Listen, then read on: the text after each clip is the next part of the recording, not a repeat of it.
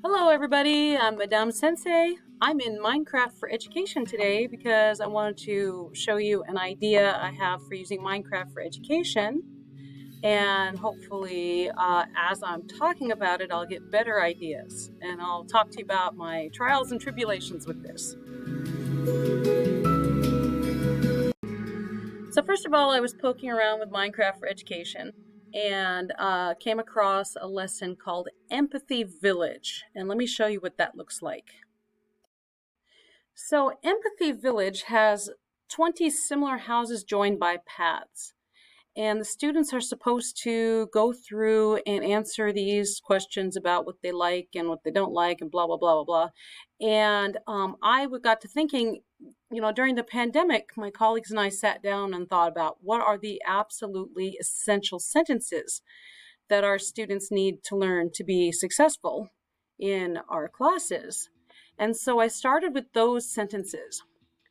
And I was a little frustrated with Empathy Village because they only have 20 houses, and I have one class with 27 students, which meant I needed to build 10 more houses, and I tried my best to make them like these houses, but they have very complicated roofs. And even though I play Minecraft all the time because I'm a dumb little nerd, I could not replicate these roofs, so finally I just kind of gave up and just did the footprint of the house and did them as best as I could.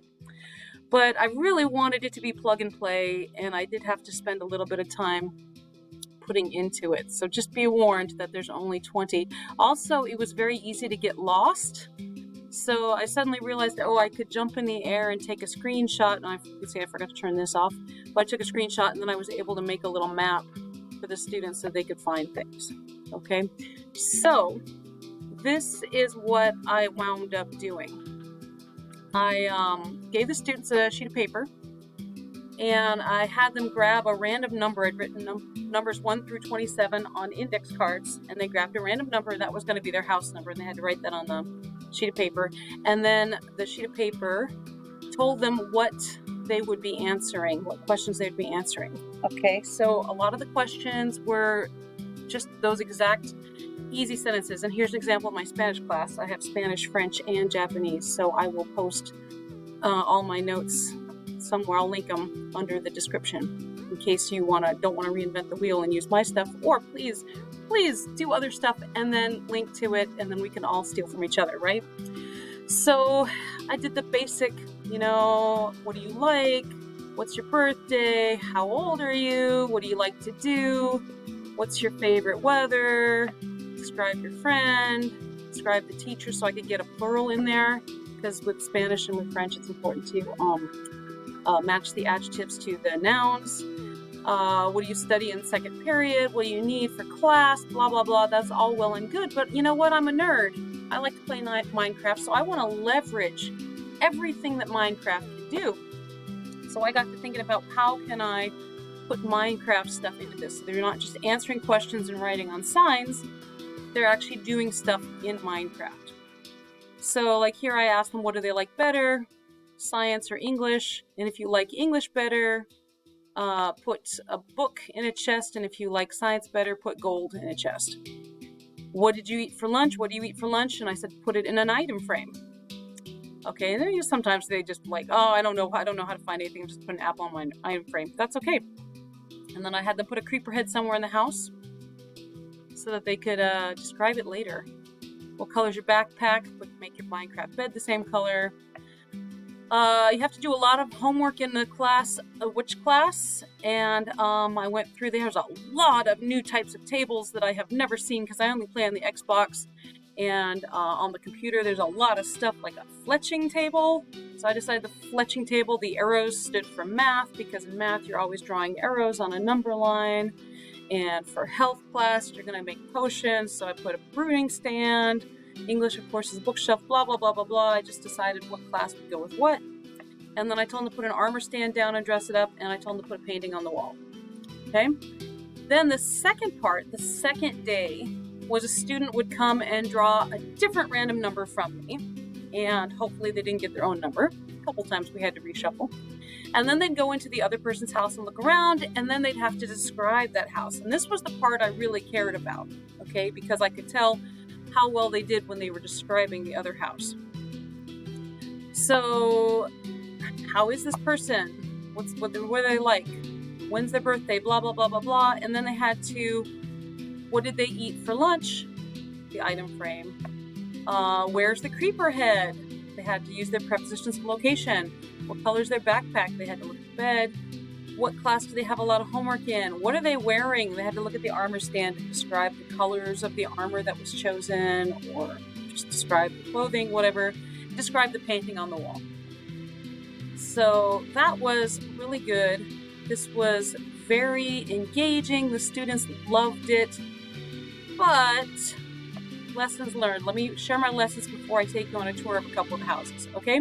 First of all, very first thing you do, turn off fire spreads and TNT explodes, okay? Because yes, indeed, I had some students trying to put lava waterfalls in their wooden houses, and then they burned down the whole block. So that's the very first thing, turn that off, okay? Day 2 went really quick. Day 1, they spent a lot of time writing their signs and decorating their houses and making the floor the color they wanted and everything. Day 2, they just went in and described, and then they just wanted to play around. So, of course, eventually I turned on survival mode and let the creepers come out and everything. But plan accordingly, okay?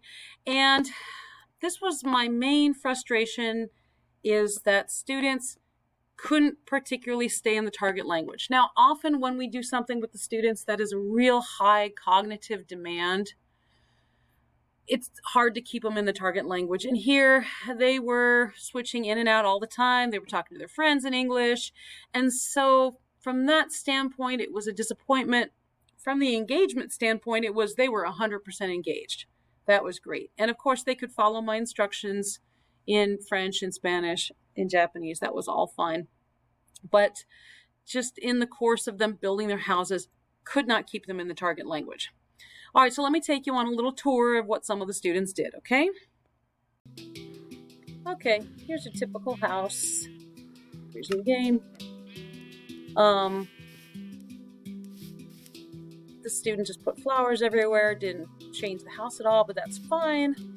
Put signs everywhere. There's the creeper head tucked in there.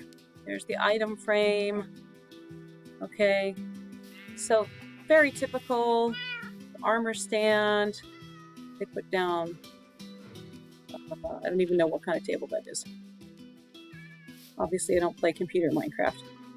So that was very typical, but some students chose to do it a little bit differently. Let me show you some of the other stuff.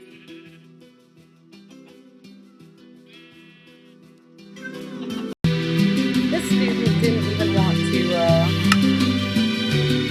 do with the narrow little houses, and they, I'll just fly in the air, they decided to build this large purple tower, absolutely gorgeous, and they put everything on top, and that's just fine, fine, fine. They answered all the questions, got there on the armor stand, everything was beautiful.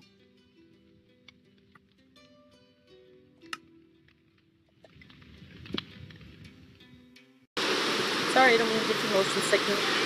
I keep getting confused about what buttons control what program, because I'm in 3 programs right now, in Minecraft and in the computer program, the filming program and everything. All right, so this student put all their signs on the outside, and it worked really well. It was nice. But they all had a fun time decorating their houses, and they built a lot to this. Yeah. So obviously the students love Minecraft. I really only had, out of 130 students, I really only had 3 that had never played Minecraft before. I had one who got motion sick and so didn't like to play Minecraft, and so I had to come up with something different for her to do during the time. Everybody else really loved it. It was a wonderful end of the year thing. I think I'm going to start next year with it as their, like a kind of review day. But again, my main frustration was I couldn't keep them in the target language. So I'm hoping to tweak this in the coming months. I'm hoping to think of other stuff to do with Minecraft because I like to play games, and Minecraft is fun. So as I come up with more ideas, and as you come up with ideas, post them in the comments, and have fun with this.